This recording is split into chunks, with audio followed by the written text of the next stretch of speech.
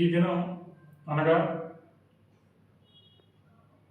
22/2/2026 మధ్యాహ్నం 3 గంటల సమయంలో ఇచ్చాపురం టౌన్ ఎస్ఐ గారికి రాకున్న సమాచారం ప్రకారం ఇచ్చాపురం సెకండ్ ప్లాట్ఫారం దగ్గర తనిఖీలు నిర్వహిస్తుండగా ఒక వ్యక్తిని అదుపులోకి తీసుకోవడం జరిగింది.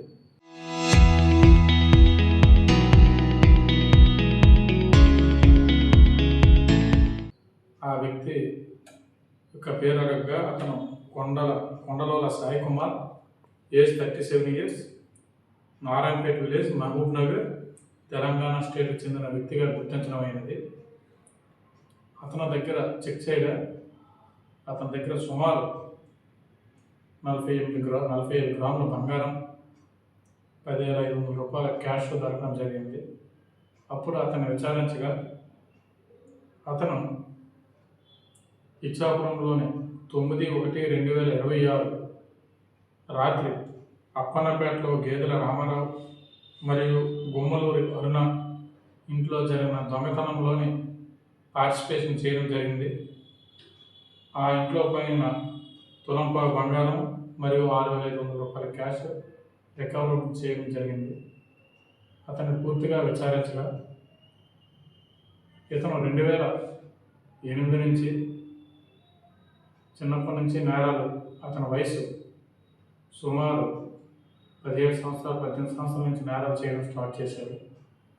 ఇతను హైదరాబాద్, బేగంపేట, తెలంగాణలోను, ఆంధ్రాలోను, నెల్లూరు, చిల్లకూరు, గూడూరు ఆ ఏరియాలో కూడా, కడప ఏరియాలో కూడా నేరాలు చేయడం జరిగింది. వాటిలోని జైలు శిక్షలు కూడా అనుభవించడం జరిగింది.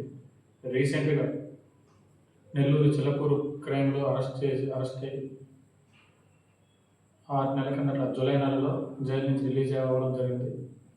ఈ 6 నెలల కాలంలో ఇతను జయపురంలోను మరియు మిలియాపుట్లోను, నర్సన్నపేట, ఆమదాలవలస, విజయనగరం మరియు ఇచ్చాపురంలో సుమారు 7 కేసుల్లో దొంగతనాలు చేయడం జరిగింది.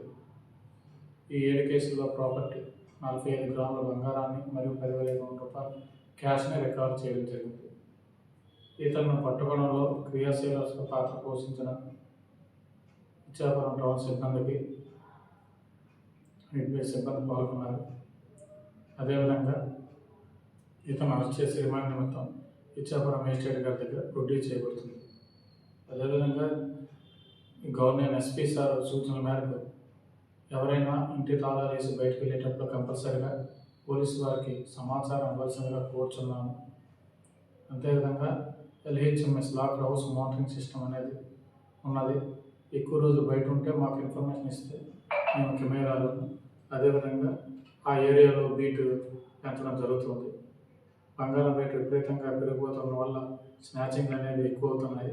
ఈ వేసవి కాలం అవడం వల్ల దొంగతనాలు పెరిగే ఆస్కారం ఉంది. కాబట్టి ప్రజలు తగిన జాగ్రత్తలు వహించి ఏ ఇన్ఫర్మేషన్ ఉన్నా పోలీసు వారికి తెలియజేయవలసిందిగా కోరుచున్నాం. చరిత్ర సృష్టించినోడు